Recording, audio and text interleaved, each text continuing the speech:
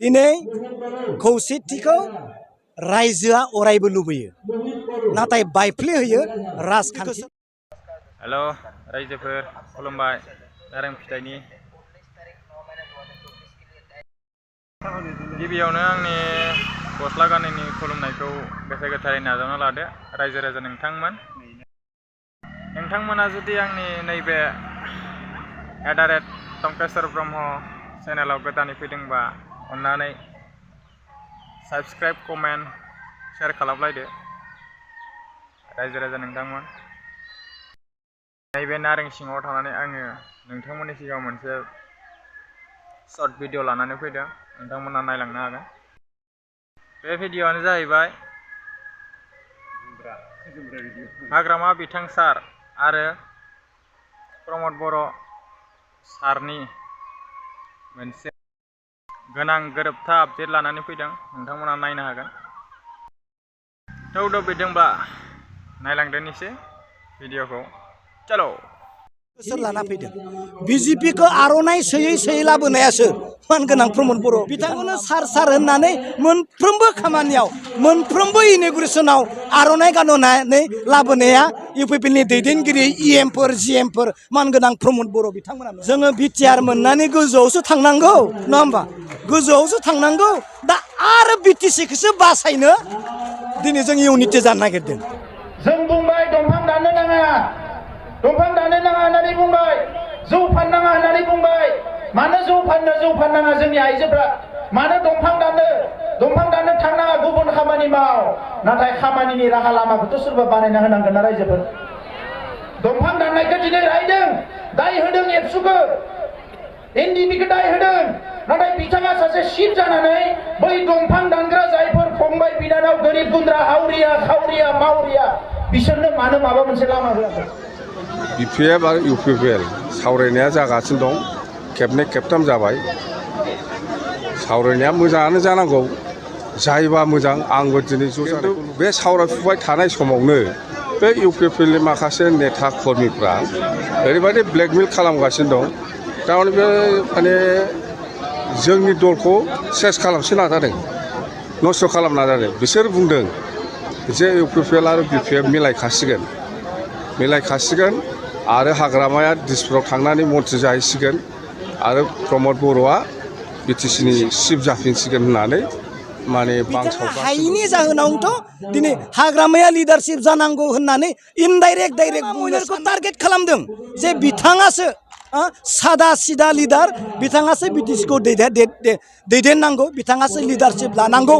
होननानै बुंनाय बायदि दिनै मानगोनां दिपेन बर' बिटिसिखौ एकमात्र बासायनो हागोन बयनिबो गोसोआव दोङो ना हाग्रामा नङाबा। ब्लकनि आन्दाराव गोबां जयनिं प्रग्राम जादों। आं आगोलबो बुंखादों, सरकार थानायाव जयनिं खालामनाया आलादा आरो सरकार गैयै राजनितिक दलाव जयनिं खालामनाया आलादा। बेनिखायनो दिनै जों गोजोननाय मोन्दों, सरकार गैयाब्लाबो जेबो होनो हायाब्लाबो जिहेतु दिनै बे खैराबारि ब्लकनि आन्दाराव जा बिपिएफ राजखान्थि हान्जायाव दिनै 200निबो बारा जयनिं जानायखौ जों दिनै नुनो मोन्दों। बेखौहाय आङो आगोलबो बुंखांबाय आरो वेलकाम खालामबाय। मानगोनां दिपेन बर'आ जा बे खोथाखौनो लानानै नेतृत्व होबाय थादों, आवगायबाय थादों, बेखौ आं आगोलबो वेलकाम खालामदों, गोजोननाय बावहरदों आरो बे जोबनायसिम मोगथां महराव मोन्थों होननानै बुंहरनाय जादों। बेबायदि खौसेथिनि समा जोंनियाव फैबाय आरो खौसेथिया मानो नांगौ जायो?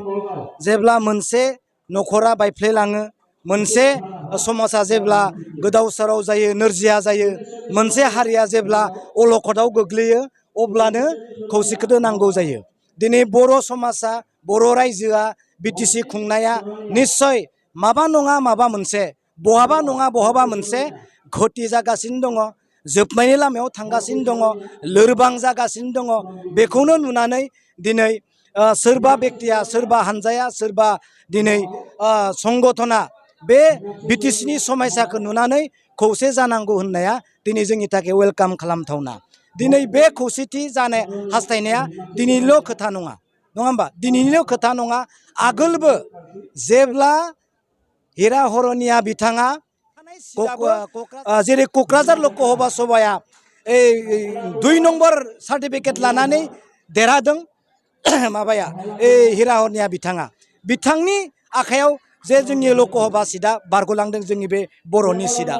अब्ला दिनै बै समावनो रायजोआ सानदों जे खौसेथि गैयैयाव मा जायो बिनि फिननायखौ बै समाव रावबो होनो हायाखै बोसोरसेयाव गोरोन्थि जानो हागौ 5 बोसोर बारलांबाय आरो 5 बोसोरनि उनावबो बेखौनो एखे देरहाहोनायखौ जों नुनो मोनदों अब्ला बै समाव दुलाराय बर' फरायसा आफादनि आफादगिरि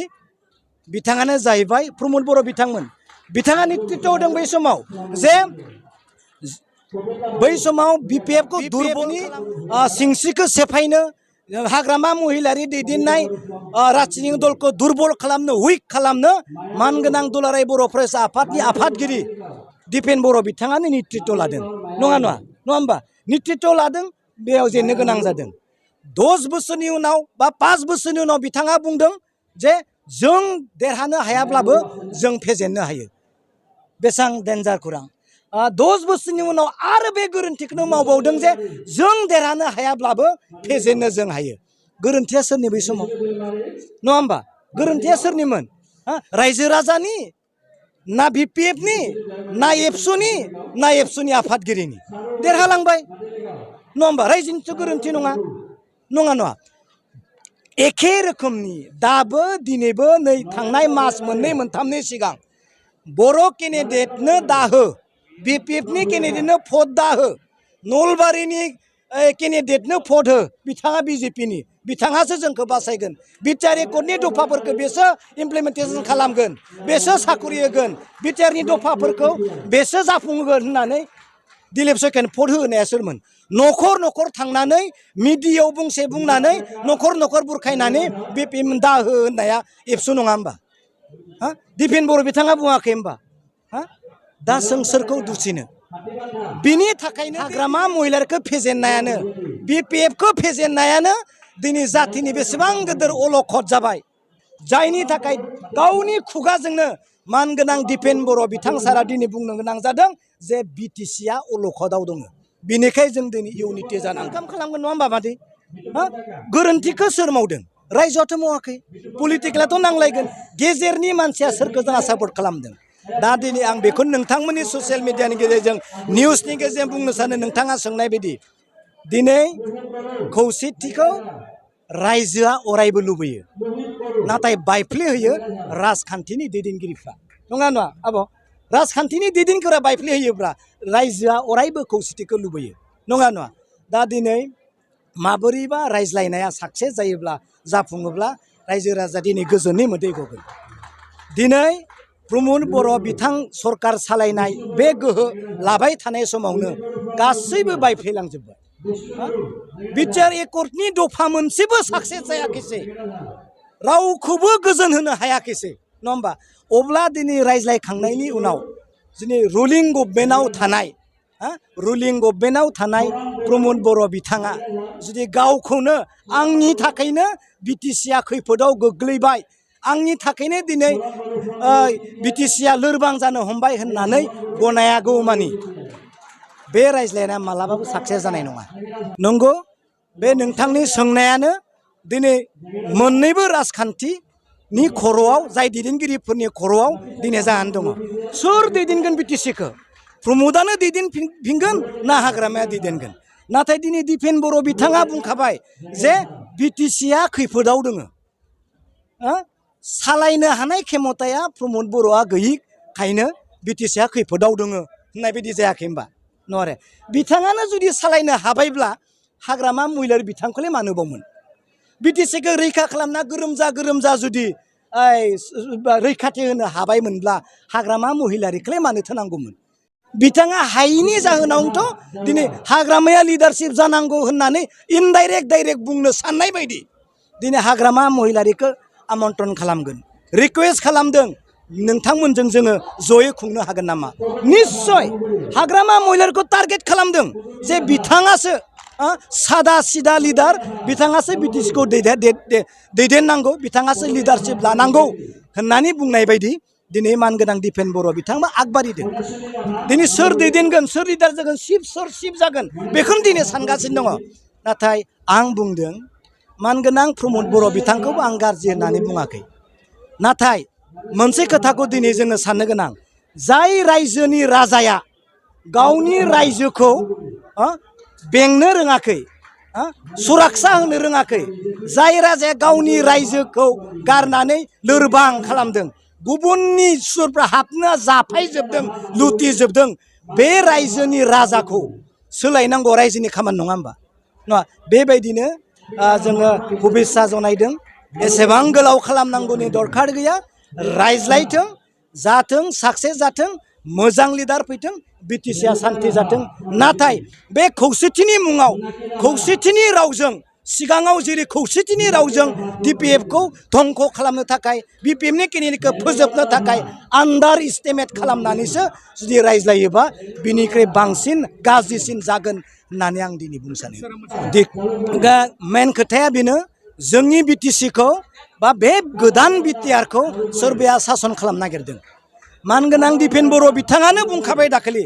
सोरबा जोंखौ हेल्प खालामनो हागौ नाथाय सासन खालामनो नागिरबा जोंनि बिखायाव नाङो होननाय बायदि आंबो बेनो नोंसोरबो बेनो गासैबो बेनो बैबो बेनो बेबो बेनो नङा होमबा जों सालायनांगौ बिटिसिखौ जों मोनदोंब्ला जों सालायनांगौ बिटिआरखौ प्रमदनि बिथांजों दैदेननायजों लाबोबा प्रमद बिथाङा गोग्गोमै सालायनो बैसोरो होनांगौमोन नाथाय प्रमद बर' बिथाङा बिसोरखौ प्रटेक्ट होनो हायाखैसै नङा होमबा दिनै बिजेपिनि खोथाखौ बुंनो सानो दिनै बिजेपिखौ सोर लाना फैदों बिजेपिखौ आर'नाइ सोयै सोयै लाबोनाया सोर मानगोनां प्रमद बर' बिथां नङा होमबा बिथांखौनो सार होननानै मोनफ्रोमबो खामानियाव मोनफ्रोमबो इन'ग्रेसनाव आर'नाइ गानहोनानै लाबोनाया इउपिपिएलनि दैदेनगिरि इएमफोर जिएमफोर मानगोनां प्रमद बर' बिथांमोना नङा होमबा दा खैफोदा सोर लाबोखो नङा होमबा फंबाय नङा मादै खैफोदखौ गावसोर लाना फैबाय दा बासायनो मानसि नागिरबाय बासायनो मानसि नागिरदों ज' जानांगौ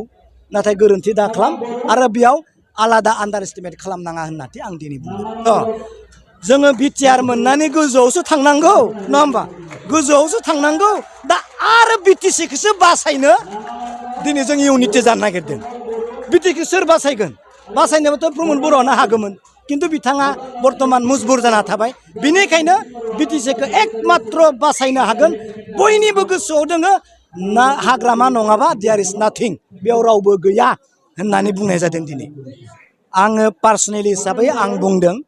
बिपिएफनि आं हदैस्यबो नङा नाथाय समर्थन होबोदों आंनि साननाया बेनो 100% जुदि रायज्लायनायनि साननाय नैबे मेलेम आरो गोरबोआ जुदि गोथारब्ला जों बेयाव अरायबो दङ